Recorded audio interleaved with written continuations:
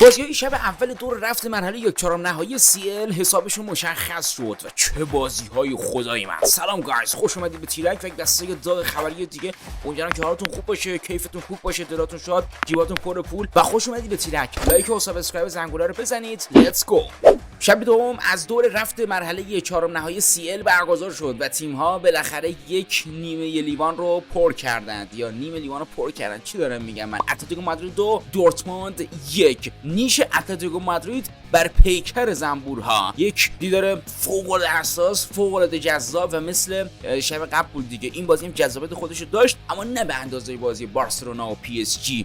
در این بازی ابتدا دیپاول دقیقه 4 روی اشتباه دروازه‌بان دورتموند که پاس داد به اسکولتربرگ بدبخت و اونم که پشت سرش دیگه چشک نداره دیگه، ایشون هم پاس اشتباه دیپاول دادن. دیپاول هم به یک تک ضرب به توپ روبایی قشنگ موفق شد دروازه دورتموند رو فرو بپاشه. اتلتیکو مادرید 1 دورتموند 0. اما بعد چیزی نگذشت، همون نیمه اول لینو دقیقه 32 باز هم روی اشتباه مدافعین دورتموند به گل رسید و اتلتیکو مادرید رو 2-0 پیش انداخت. پاس گلش هم روی پاس گل خوشگل گریزمان به ثمر رسید. البته اتلتیکو اصلا کار خاصی نکرد، واقعا منتظر اشتباه زنبورها نشستند و نهایت استفاده رو بردن. نیمه اول همین نتیجه 2-0 به اتمام رسید. نیمه دوم که شد فشارها رفته با دقایق پایانی بازی که نزدیک می‌شدیم روی دروازه اتلتیکو مادرید افزایش پیدا می‌کرد تا اینکه دورتموند بالاخره بعد از 100 تا تیرک و شوت و اینا موفق شدن که دقیقه 82 با شوت هالر به گل برسن و تیم آلمانی با یک اندوخته خوب به سیگنال ادینا پارک میزبان اتلتیکو مادرید خواهند بود هفته بعدی و احتمال خیلی زیاد بازی جذابی رو شاهد خواهیم بود بچه‌ها، به خاطری که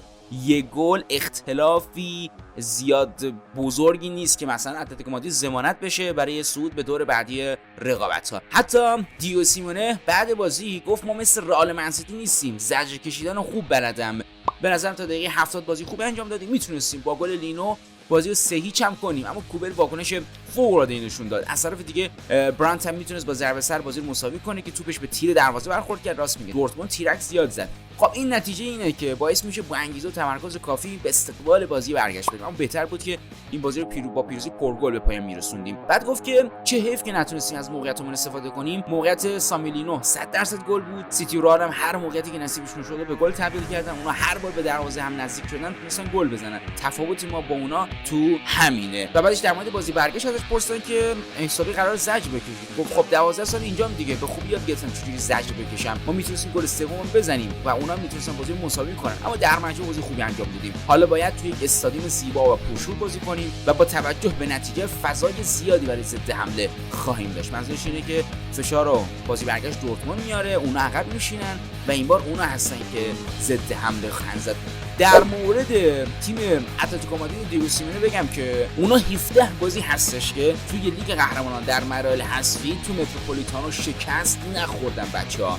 11 برد، 6 مساوی و فقط 5 گل خورده. از بایرن و سیتی پپ بگیرید تا رئال کارلو آنچلوتی و چلسی مورینیو و بارسا انریکه، هیچ کدومشون تو ویسنته کالدرون و نه در متروپولیتانو موفق نشدن که دروازه اتلتیکو رو تو لیگ قهرمانان در مراحل حذفی باز بکنند. پشماتون بریزه. اینه یک اتلتیکو مادرید موقوف و خطرناک اما خارج از خانه فوق‌العاده شکننده. و اما خب دیدار بعدی خانم آقایون، پاریس سن ژرمن 2 بارسلونا 3. کامبک جواب کامبک، گل جواب گل، زیبایی جواب زیبایی. چه بازی بود این بازی لعنتی.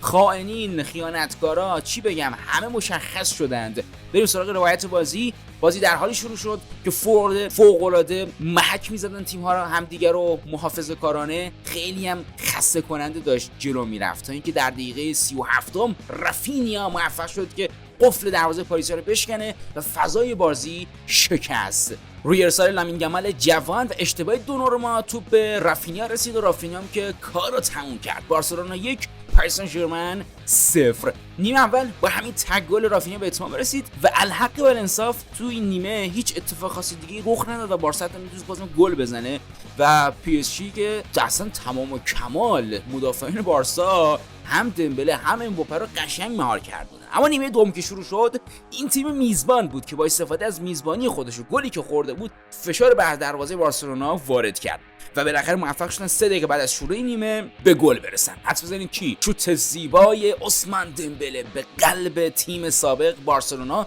و دهن سرویس چه شوتی هم زد. تمام این مدت تمام قدرت خودش انگار تو پای چپ خودش جمع کرده بود تا همچین شوتی بزنه که ترشتگن دهنش هاج واج باز مونده بود. آقا این چی بود؟ موشک بود؟ لعنتی چی بود؟ راکت بود؟ و اما 3 دقیقه بعد نگذشت گل دوم پاریس سن ژرمن. ویتینیا رو اشتباه و جاگیری نامناسب روبرتوی پیر موفق شد که فرار بکنه از دست مدافعین بارسلونا و یک گل قشنگ به ثمر رسوند و پاریس سن ژرمن 2 بارسلونا 1 و یک کامبک 3 دقیقه‌ای.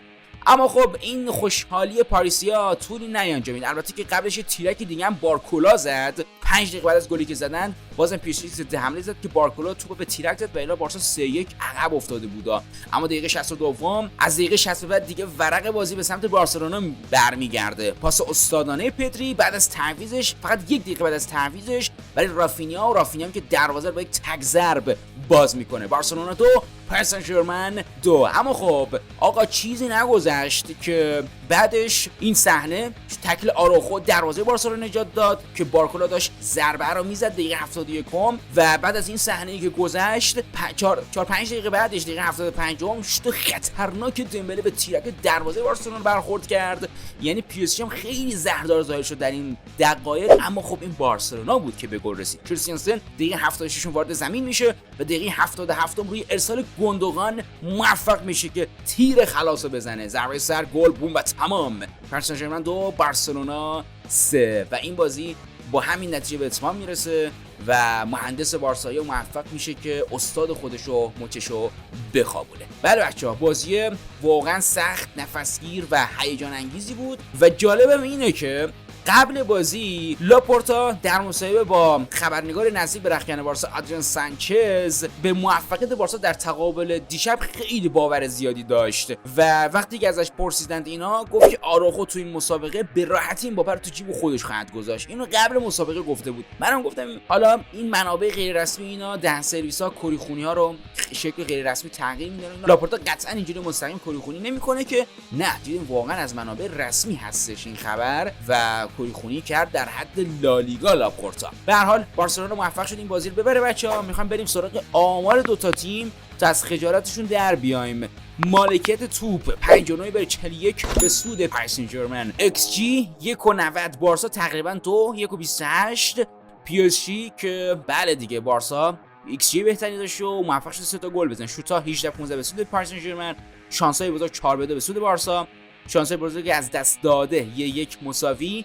دقت پاس 89 بر 83. بارسا بازی رو برد اما مالکیت واگذار کرد بچه‌ها.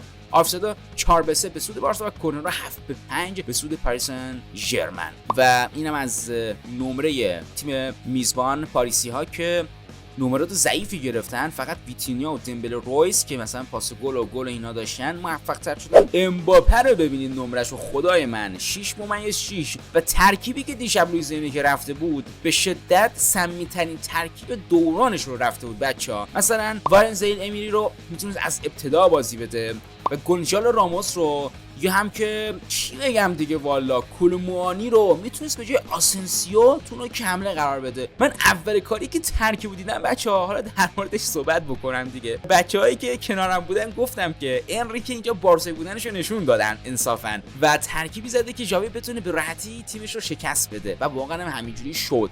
و ترکیب بارسا رو ببینیم که 4-2-3-1 بازی می‌کردن، هرچند که شماتیک بیرون 4-3-3 بود اما آرایشون 4-2-3-1 نشون میداد و نمره ضعیف کوبارسی گرفته که کارت زرد گرفت. سرجی روبرتو خب با این که البته تعویض شد کارت زردم گرفت، بازی بعدی رو از دست داد. نمرش خوبه. فرانکی دیونگ 75 دقیقه بازی کرد اما بارسایی ازش راضیان. نمرش هم مرز 70 دیگه و آراخو برای با اینکه خوب بازی کرده اما چون که بارسا 2 تا گل خورده روی عملکرد نمرش تاثیر گذاشته. ترشتگن هم همینطوری اما بقیه بازیکن‌های بارسا مثلا رافینیا که بهترین بازیکن شد 2 تا گل زد 9.2 نمره گرفته. یامال هم که تاثیرگذاری خودش رو داشت انصافا. مثلا دمبله رو بارسا داد اما جاش یامال گیرشون اومد. اما خب ژاوی هم در پایان بازی مصاحبه‌ای کرد و گفت که ما به هر حال به دمبله افتخار میکنیم. دمبله هستش که باعث برتری پی اس جی و پی اس جی با دمبله تیم برتریه. یه جورایی ژاوی دل بزرگی داره واقعا و خیلی تعریف کرد از دمبله دیشب. به هر حال با اینکه گل زد و دمبله در سریز خوشحالی هم کرد. اما خب بریم سراغ مسابقه کاملش. بابت پیروزی برابر یکی از بهترین های جهان و فوتبالی که ارائه کردیم افتخار میکنم. باید آروم باشیم. همچنان معتقدم که پاریس گزینه اصلی صعوده و بازی برگشت سخت خواهد بود. امیدوارم که این ارواح مرده باشن دیگه. اخیراً سالهای سختی رو تو لیگ قهرمانان پشت سر گذاشتیم. این برد نشون میده که بارسلونا هنوز زنده است. اما از طرف دیگه لوئیز انریکه مصاحبه کرد و گفته که پاریس سن ژرمن به قصد جنگ به بارسلونا خط رفت. همه شکست‌ها دردآورن. این بازی فراز و نشیب‌هایی رو داشت. در مورد ترکیب ابتدایی ازش پرسیدن، گفتن که مشخصا اینطور فکر می‌کردم که 11 نفر بهترینای تیمن و نتیجه‌ای که حاصل شد ثابت می‌کنه که من اشتباه فکر کردم. تردیدی ندارم که می‌تونیم بازی برگشت کامبک بزنیم. تیمی هستیم که در خارج از خانه هم شبیه بازی خونگی بازی می‌کنه و این فصل هم در بازی لیگ هیچ شکستی در خارج خانه نداشتیم. پریخونی لوئیز انریکه واسه شاگردش ژاوی هرناندز. حالا بریم سراغ مفهوم تعویض طلایی از نظر ژاوی هرناندز. در شب برد 3-2 بارسا مقابل پی اس جی، پدری دقیقه 61 زمین فرستاد، دقیقه 62 یه پاس گل زیبا ثبت کرد پدری که باعث کامبک بارسا شد، گل مساوی. دقیقه 75 کریستنسن رو زمین فرستاد و 77 یا 76 دو دقیقه بعدش کریستنسن گل پیروزی بخش رو زد. این مفهوم تعویض طلایی. و در مورد این بازی بگم که ترشگن تو این بازی 47 تا لمس توپ داشت بچه‌ها، بیشتر از امباپه که 44 تا لمس توپ داشت. بله، اینم از نامزدهای دریافت جایزه بهترین بازیکن هفته. اودگاردی که نه گل زده بود نه پاس گل داده بود مقابل بایر مونیخ، تو این جمع فودن با همون موشکی که فرستاد سمت دروازه رئال مادرید در جمع نامزده اومده. آنتون گریزمان یه پاس گل داد، رافینیا که 2 گل زد. شما به کی رأی میدید؟ در کامنت ها بنویسید. بارسلونا دوستان برای اولین بار بود که از سال 2008 بدون مسی توی یه چهارم نهایی لیگ قهرمانان پیروز شدن و البته که بعد سال فصل 2019-18 بود که اولین بازیکن رافینیا بود که موفق شد تو لیگ قهرمانان مراحل حذفی برای بارسلونا بیشتر از یک گل بزنه بعد مسی. اونم اینم از استوری دوست دختر کریستنسن. گل روز تولدت دیروز تولد کریستنسن بود در سریز که موفق شد گلزنی بکنه. حالا بارسا با اینکه برد یه جورایی بدبختم شده. نگفتی چرا؟ بعد برد بارسا حالا مقابل پی اس جی، اتلتیکو هم دورتموند برد دیگه و بارسا حالا باید برای رسیدن به جام باشگاه جهان تو سال 2025 اون 50 میلیونه فقط و فقط باید به فینال لیگ قهرمانان فصل صعود بکنه، چون که اتلتیکو هم بازیشو برده و بازی برگشت حالا احتمال خیلی زیاد مثلا درصد صعودش هم بالاست، چون که 2-1 پیش هستن و این کار برای بارسا سخت کنه. اینا از عکس دست جمعی مدیرای بارسلونا، الان خصوص شکم لاپورتا که اینقدر باد کرده که وایرال شده تو فضای مجازی و حسابی هم کاربرا رو به خنده انداخته و ناراحت و نگرانم کرده. آقا یکم متوجه خودت باش. و یکی نمیشه که تنها دلیلش اینه که شکم لاپورتا اینقدر باد کرده که امباپه رو بعد بازی خورده، وگرنه دلیل دیگه نداره این حجم از شکم. واقعا چیکار داری میکنی با خودت لاپورتا؟ اینم از پست اینستاگرامی رونالدو با تبریکی عید فطر با لباس عربی. واقعا که رونالدو رو ما رو خودشون کردن عربی‌ها، عربستانی‌ها. البته تنها هواداری بارسا به پی اس جی داشته باشیم. این هوادار که این بنر با خودش به ورزشگاه آورد. بازیکن رو میتونید بخرید اما تاریخ رو نه. بعد اینم از ساعت 1,300,000 پپ گواردیولا در سانتیاگو برنابئو بچه‌ها که این ساعت موچی یک کالیبر RM27 01 از برند ریچارد میله که نسخه محدود داره و فقط 50 تا ازش تو دنیا هستش که یکیش دست پپ گواردیولا است، یکیش دست رافائل نادال، دو تاش مال ورزشکارا هستش. یه نوآورانه ترین سازه معماری هستش، یه پیروزی مهندسی فناوری این ساعت بچه‌ها که به هر حال این شرکت اختراعش کرد. اینم از این بچه‌ها و بازیایی که بریم سراغ بازیایی که قراره امشب برگزار بشن. یه چند تا بازی مهمش رو میگم و بیشتر از این توقع نداشته باشید. اینتر میامی امساب حذف شدن مقابل مونتری مکزیک مجموعاً 5-2 و 3-1 دیشب شکست خوردن و تک گل اینتر میامی روی پاس گل مسی به ثمر رسید و اون از جام قهرمانان کونکاکاف حذف شدن رسما. الاتحاد الهلال فینال سوپرکاپ عربستان ساعت 9 شب، آستون ویلا لیل. این بازی از 1/4 لیگ کنفرانس اروپا برگزار میشه بچه‌ها ساعت 10:30 شب و همزمان با این بازی 3 تا بازی دیگه هم برگزار میشه. آسی میلان و روم که 1/4 لیگ اروپا، لیورکوزن و وست هم و لیورپول آتالانتا. بازیایی که میتونید امشب تماشاشو بکنید و حسابی هم حال بکنید و حظ ببرید. و اما خب بچه‌ها کسایی که موفق شدند نتیجه بازی رو درست پیش بینی بکنند دمشون گرم واقعا. بریم سراغشون.